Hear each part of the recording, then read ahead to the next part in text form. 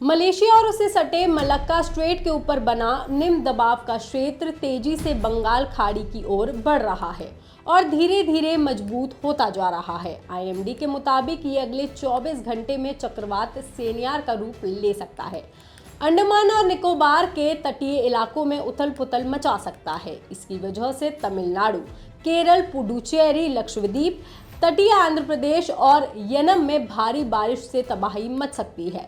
तो इसको लेकर के आईएमडी ने क्या अलर्ट जारी किया है, ये तूफान कब और कैसे आने वाला है, चलिए हम आपको बताते हैं। भारतीय मौसम विभाग के मुताबिक बंगाल की खाड़ी में मौजूद गहरा दबाव बुधवार दोपहर तक चक्रवात में बदल सकता है और अगले कुछ दिनों में पश्चिम उत्तर पश्चिम दिशा में आगे बढ़ता रहेगा।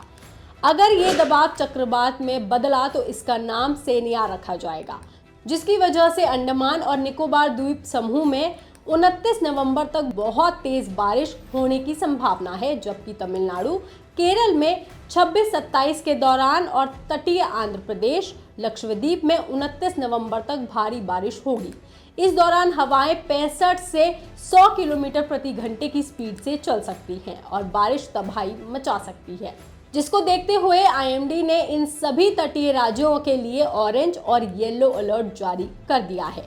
विभाग ने चेतावनी दी है कि बुधवार यानी कि 26 नवंबर और गुरुवार यानी कि 27 नवंबर को भारी बारिश हो सकती है। तेज हवाएं और समुद्र में उथल पुथल देखने को मिल सकती है और आने वाले दिनों में देश का मौसम बेहद चुनौतीपूर्ण रहेगा। इसलिए सभी राज्यों में लोगों से सावधानी बरतने की अपील भी की जा रही है। वहीं मंगलवार को सामान्य जनजीवन प्रभावित होने की वजह से तमिलनाडु के कई हिस्सों में स्कूल और कॉलेज बंद कर दिए गए थे और अब आने वाले तूफान को देखते हुए तमिलनाडु के तटीय जिलों के साथ साथ पुडुचेरी में आज भी यानी कि 26 नवंबर को भी अधिकांश स्कूल और कॉलेज बंद रहने की संभावना है। जिला प्रशासन छात्रों की सुरक्षा सुनिश्चित करने के लिए सावधानी बरत रहा है। चक्रवात का मार्ग और लैंडफॉल अगले 48 घंटों में स्पष्ट होगा। तब तक पूरा प्रशासन अलर्ट मोड में चला गया है। मछुआरों से भी समुद्र में न जाने की अपील की गई है, क्योंकि अगले कुछ दिनों तक लहरें ऊंची ऊंची रहने वाली हैं और समुद्र में उथल पुथल बढ़ने वाली है।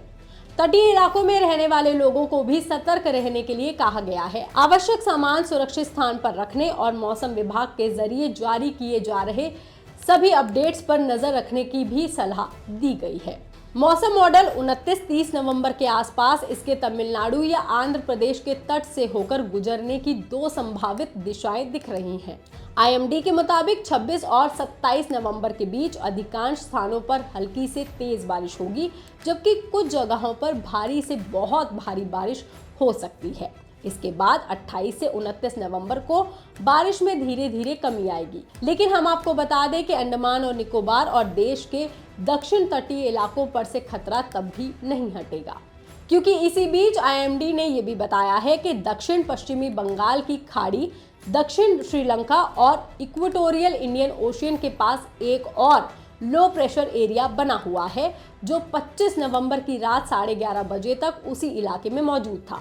ये सिस्टम भी उत्तर उत्तर पश्चिमी दिशा में बढ़ सकता है और अगले 24 घंटे में ये डिप्रेशन में भी बदल सकता है। इन दोनों दबावों की वजह से अगले 48 घंटे अंडमान निकोबार द्वीप, तमिलनाडु, पुडुचेरी, आंध्र प्रदेश और केरल के लिए बहुत तनावपूर्ण है।